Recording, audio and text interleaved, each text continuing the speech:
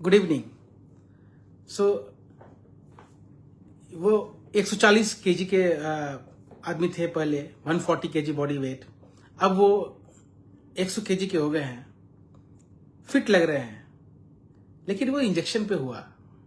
वो तो तरीका ठीक नहीं है। ऐसा ही वेट लॉस करने का क्या मतलब है?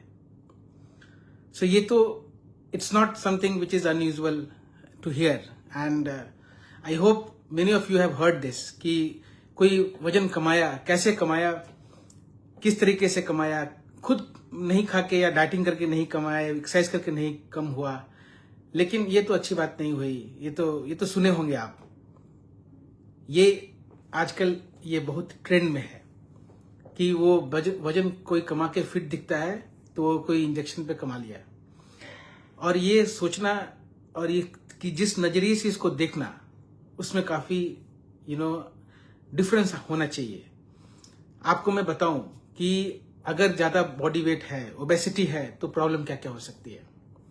ये बॉडी वेट देखते हैं, cushion, extra cushion, this not only, आपको लगता है ये कुशन है तो अच्छा है, थोड़ा सा प्रॉस्पेरिटी का साइन है, थोड़ा और ज्यादा हो गया थोड़ा दिक्कत है, लेकिन ये तो चोट लगेगा तो बचाएगा, ठीक है थोड़ा कमना चाहिए, इससे क्या है, चलेगा, इससे चलेगा। No, this obesity is not only the fat, and the fat pad is not only extra cushion of pad.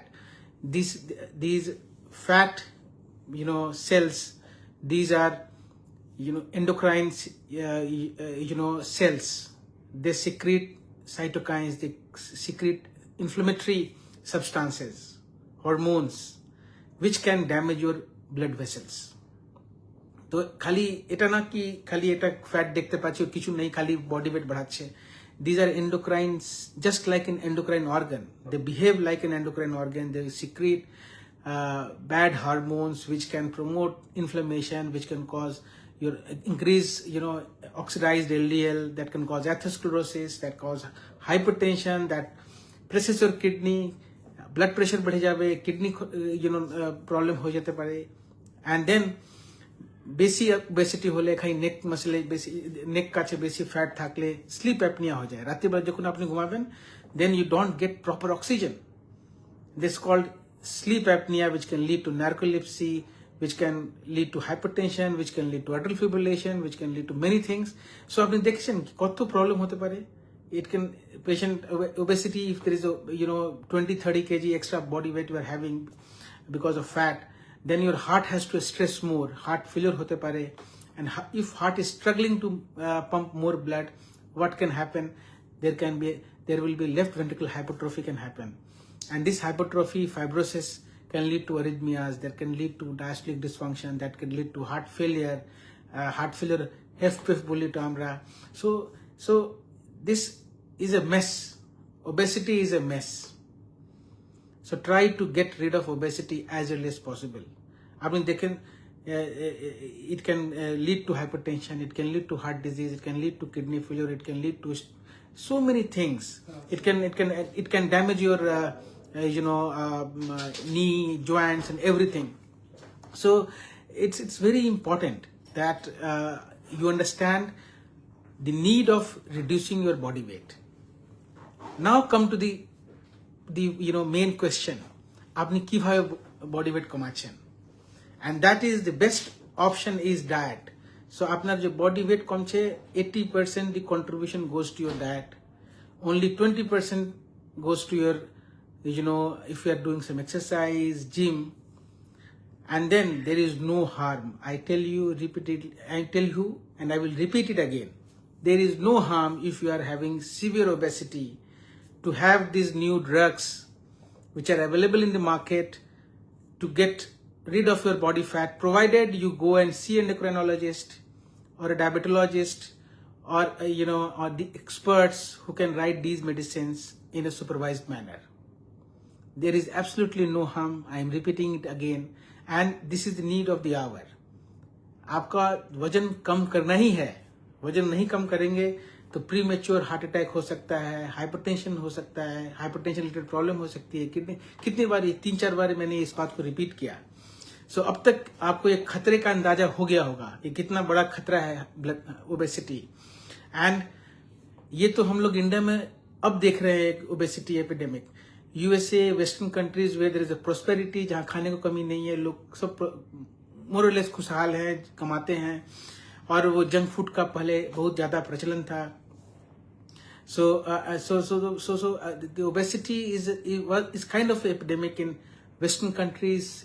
They are struggling for many decades, and now these new drugs are really revolutionizing the entire. This is the landscape of obesity treatment.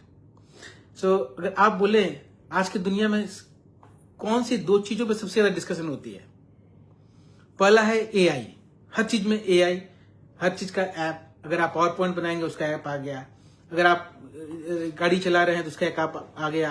अब ये आप घर बैठे Amazon, Blinkit, Swiggy सब कर रहे हैं, घर में सब कुछ आ रहा है। आप घर घुसते ही सब कुछ आपका ऑटोमेटेड है, लाइट जल गया, लाइट। तो AI is driving everything, and सबसे ज्यादा जो वर्ड यूज होता है आजकल AI होता है। Next word is obesity. Obesity, इसके बाद AI के बाद अगर कुछ बात डिस्कशन होता है तो obesity and obesity related problems, and how these new drugs are changing the entire paradigm of this obesity treatment. लोग कितने लोग जो ओबेसिटी के कारण, जिनका एक तो बोलते हैं पिकविकियन सिंड्रोम, सांस नहीं ले पाते थे, काम नहीं कर पाते हैं, उनके लिए कितना बड़ा ये क्या कहते हैं, such a big boon for them. So there is absolutely no harm, we have got drugs now. जो पहले ओरल ड्रग आया इंडिया में, ओरल ड्रग के बाद अभी इंजेक्टेबल्स आए। इंजेक्टेबल्स में 2-3 तरह के इंजेक्टेबल्स है, एक नॉर्मल सेमाग्लुटाइड है, एक टर्जेप्टाइड है। So now we have GIP, GLP analogs combined, and these drugs they have the capacity to reduce your body weight from 15 to 20%. आप 100 kg के हैं तो आप 80 kg हो सकते हैं, but it has to be complemented with your will to reduce weight, with your will to become healthy.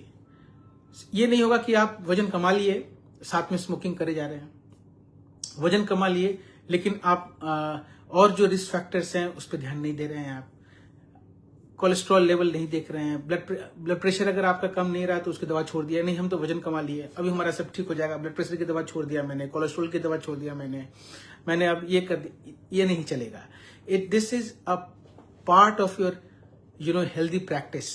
So it's everyone has to realise कि आपका हेल्थ ये सिर्फ आपकी जिम्मेदारी है, और किसी दूसरे को इसमें कोई हक नहीं बनता कि आप कैसे अपने हेल्थ को ठीक कर रहे हैं। वो आप कंदमूल खा के ठीक कर रहे हैं, न खा के ठीक कर रहे हैं, पानी पी के ठीक कर रहे हैं, इंजेक्शन लेके एंडोक्राइनोलॉजिस्ट को दिखा के इंजेक्शन लेके अपना बॉडी वेट जो 140 था 150 था अभी आप 90 आ गए, तो आपका ये आपका लुकआउट है, आपके सराउंडिंग जो लोग हैं उनका नहीं है। लोग तो बोलेंगे ही, कुछ बोलने का काम है लोगों का, तो हिंदी गाना भी है उस पर कि लोगों का काम है बोलना कहना, लेकिन आपको वही करना है जो आपको ठीक लगे, जो आपके हित में हो।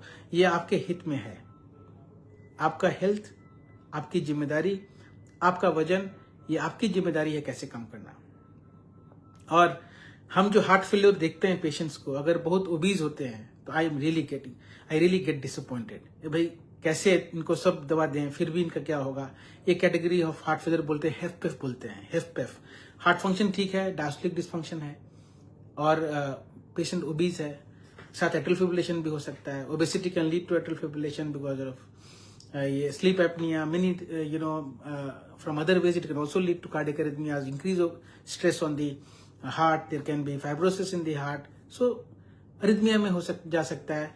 so heart failure gets complicated, so अब हमारा पहला उद्देश्य होता है, और now these drugs have proven to be beneficial in heart failure management। आपको डायबिटीज हो चाहे नहीं हो, अगर आप हार्ट फेलियर के पेशेंट हैं, एफपीएफ के, अगर आप ओबीज हैं तो आपको यह दवा लेनी चाहिए। अगर आप नहीं ले रहे हैं तो आप अपना ट्रीटमेंट नहीं कर रहे हैं। तो आज मेरा ये संदेश आप लोगों के लिए कि आपको इस बात से कोई चिंता नहीं होनी चाहिए कि लोग कोई बोले कि आपका वजन आपने दवा से कम किया है। अगर आपका वजन उस रेंज में है, you are in obese range, and if you want to reduce your weight and if you're seeing a doctor, if you're reducing your weight, this is absolutely fine. And I love to see people feeling happy, cheerful, healthy by reducing their weight in a proper way. With medicine, without medicine. Thank you so much. See you next week on Wednesday in Heart to Heart Wednesdays with Dr. Dilip Kumar. Thank you so much.